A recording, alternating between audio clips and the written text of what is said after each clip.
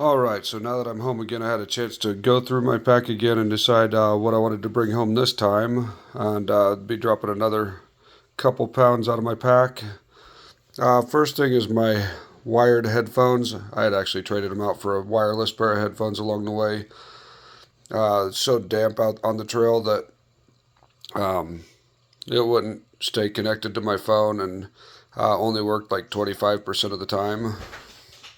Got my bandana. I have an extra bandana. I had an extra bandana for any other uses. Haven't used it, so it's staying here. My merino wool base layers. I haven't used them in forever.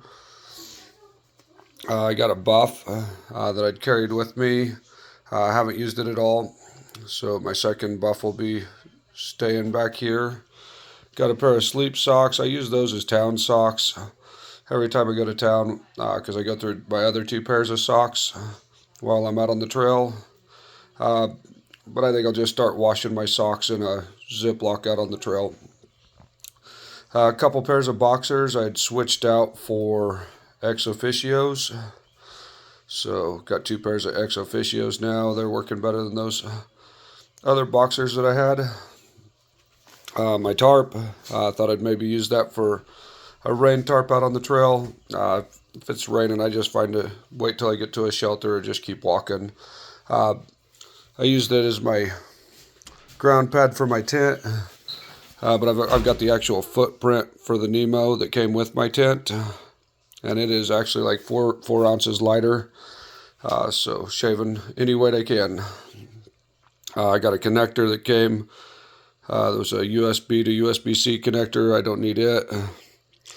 My other foot off of my Leckies.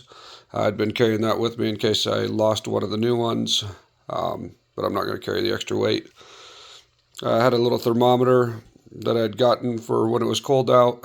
I used it a lot when it was cold, but now that it's warmer, I'm not using that.